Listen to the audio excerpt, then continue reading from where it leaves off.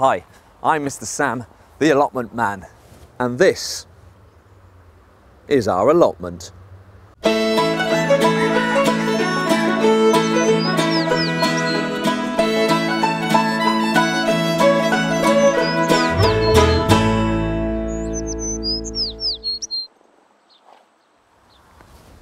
So then, I hear you cry. What are we going to do today? Well, what we're going to do first of all is clean the lens because it's a little bit dirty. There we go. There you go. Right. So that's the first thing done. Second thing done, we're going to name the plot. So we've got a little bit of a ceremony going on here, plot naming. So today I hereby name this plot 42. There you go. It is the answer to life, the universe, and everything, and also our plot number. So there you go, 42. We've done it. Brilliant. And we're also going to plant something. So without further ado, let's get on with it. Right. So before we plant anything, we're going to have a quick look around the plot to see what's happened. So first of all, rhubarb. We picked it. It's growing again, so there you are. What we got here, we've got cabbage underneath there. We're going to transplant that very soon. And over there we've got our giant pumpkins. Yeah, pumpkins, Dad. Yeah, they're pumpkin. My dad's on the camera, by the way. Okay, so giant pumpkins, and they're doing really well, and they're going to start exploding soon. So that's why we've left all this space over here. Probably should leave more space than that actually, but something might die, so we're hedging our bets. So there you go, pumpkins, they're all ready to go. Okay, as we say, here's our Brussels sprouts are in here. We've got to split them up, move them around, and also some greyhound cabbages, which grow quickly. And also, now, we think we've sorted these out, haven't we? Did we? Yeah, these ones are the Swedes, is that right? Or turnips? Turnips. Yeah, these are the turnips, okay? We've got some of these in the garden at home. No, they're definitely turnips. These are turnips, okay? These are Swedes. Now, someone told us to net the Swedes. Or turnips. It's getting very confusing. But anyway, we've netted these, and we've netted these, and the ones that aren't netted haven't been touched. So what we're probably going to do is whip our nets off, and we're just going to concentrate and put them on the brassicas. Okay, so that's what we're going to do. Right, do you reckon, Dad? Yeah? Yeah, we're going to do that. Brilliant, okay. Then moving over. Oh, are you panning slowly like a professional? Yeah.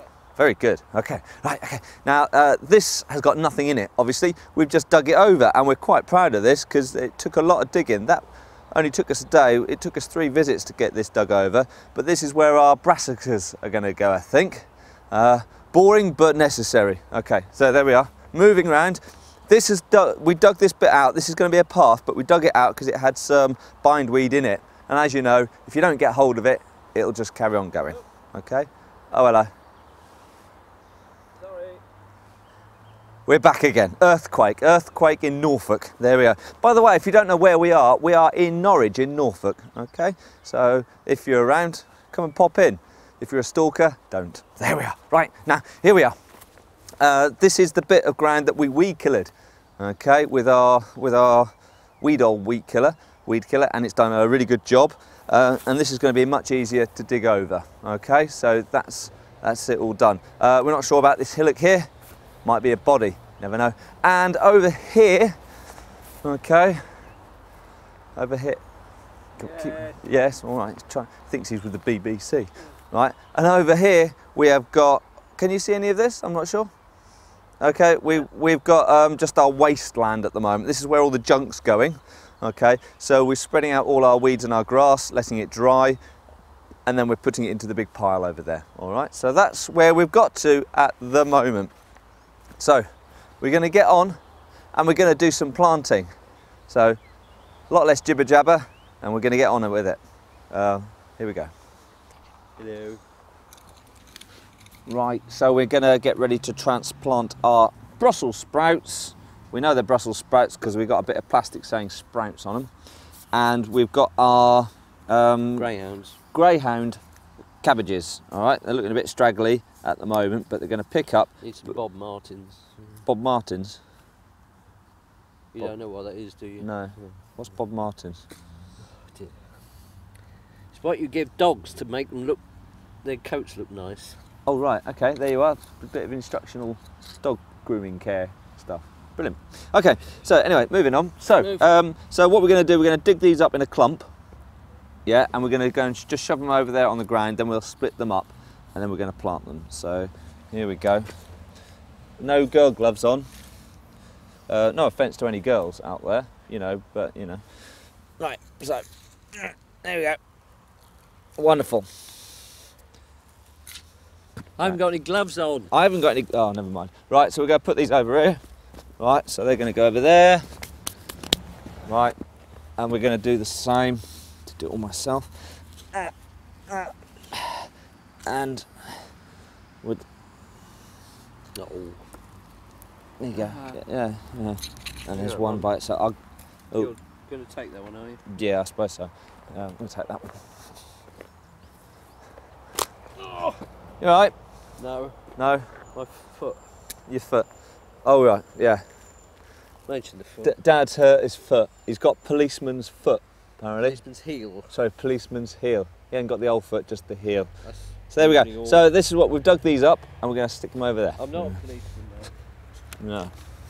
Right, okay, guys and girls, we're going to transplant our things into here. It's really easy. You probably don't even need to know how to do it, because we've done it before so many times. So we've got our Brussels sprouts here. Now I'm going to put these in a row along here. Now Brussels sprouts, if you don't know, do grow big, all right? And being brassicas as well, they do need quite firm soil to grow in. Now we have dug this over. Now I'm trying to tease these out quite nicely. Now we might lose some. We don't need all these plants. So in fact I'm just going to pick one out like that and leave that one as a bit of a big root ball. Now we don't need all the plants, so we can sacrifice some. Now we're digging our hole like so, shoving it in quite deep, making sure the whole root ball's in there and pushing it down. Now my dad's gone to get the hose, so he's going to water them in, and I'm going to plant the rest of these along there. So I won't bore you with it. I'll get on with it. I'll see you in a few moments' time. Okay then, so I've put in my Brussels sprouts. We've got 1, 2, 3, 4, 5, 6, 7 Brussels sprout plants. We've got 5 at home as well, so that'll be easily enough for us. Now what we're going to do, we're going to obviously water them in, and as far as spacing goes, we've gone 1 trowel and a half. Okay, a trowel and a half between. Now if you're going to do them in blocks, do them in a grid, so you're a trowel and a half that way as well. So then you've got loads of space when they grow up. All right. Now when we water them, what we do, we're on a bit of a slope, you see here, on the side of a mountain. Should have done this beforehand, but we make a little moat. You know, like you used to make moats down on the beach as a kid, around the sandcastle. Okay.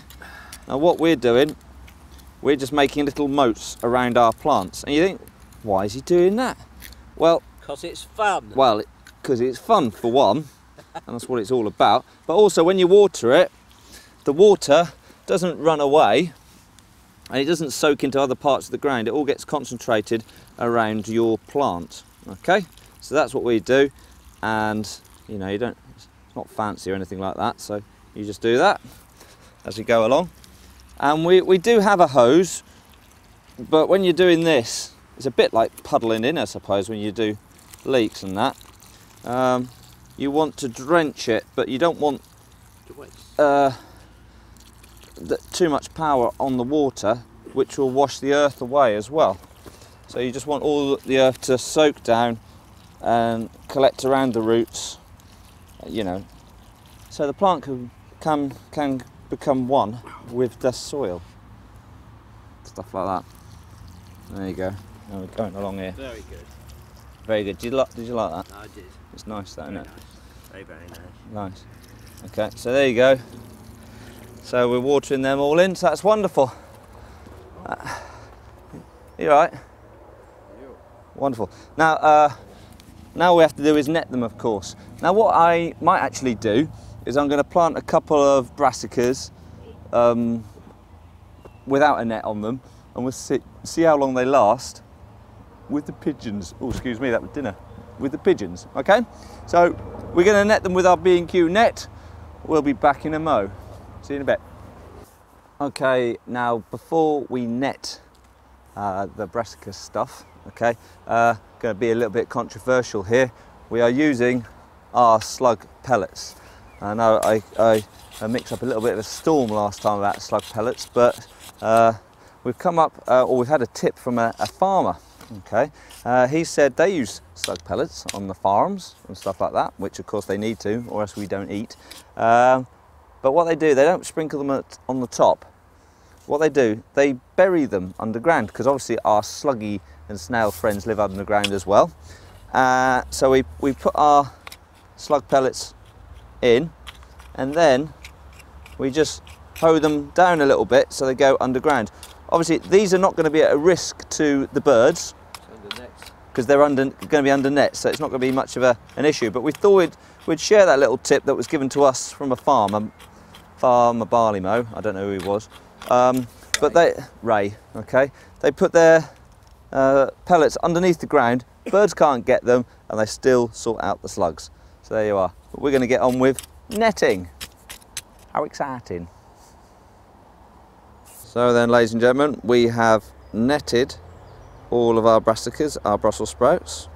There we are. There's my dad limping around, getting the watering can, because he is now going to plant some greyhound cabbages.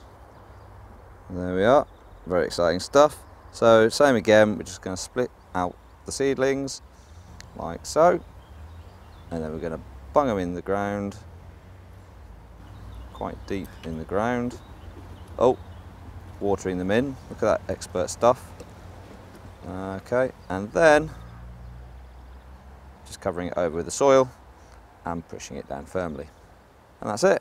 There we go, making our little trough for our water to collect in. Job done. So we're going to do a few more of them, and then that should be it.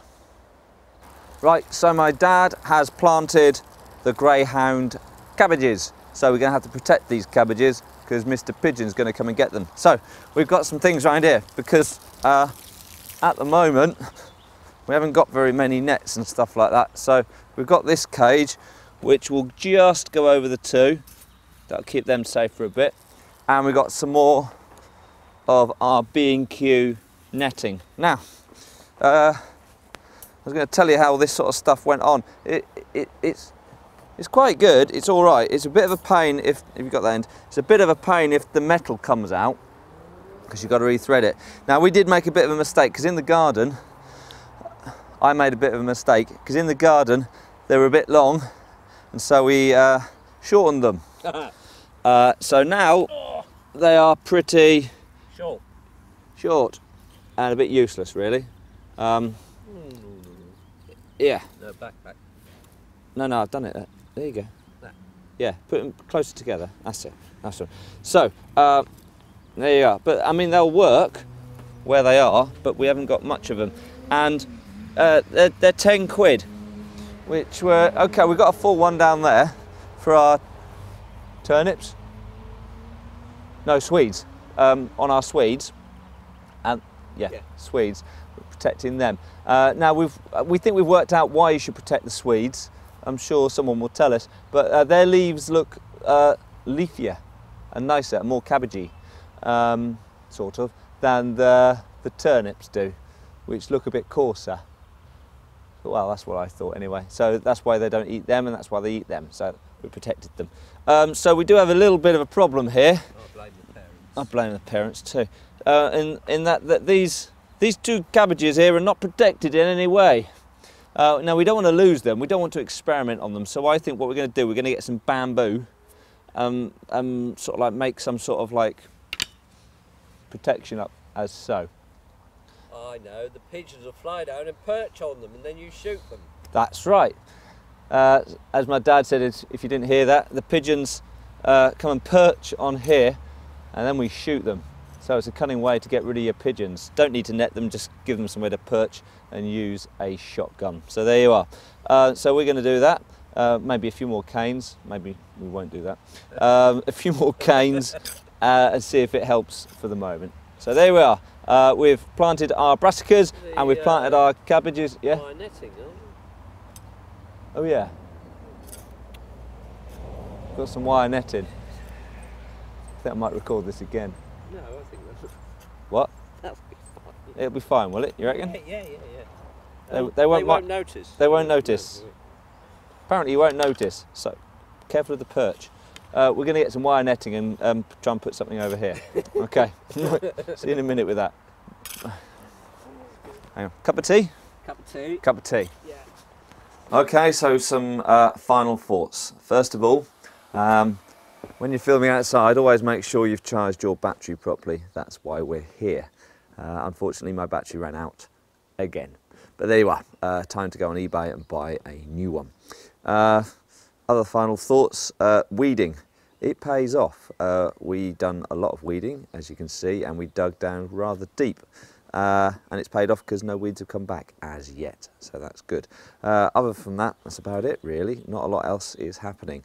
But what we are going to do, we're going to post another video on at the same time, and it's all about our garden, our back garden allotment. We haven't forgotten about it, so we are going to show you around it. But you'll have to have a look at the next video for that. So, from me, Mr. Sam, the allotment man, and Dad, happy growing.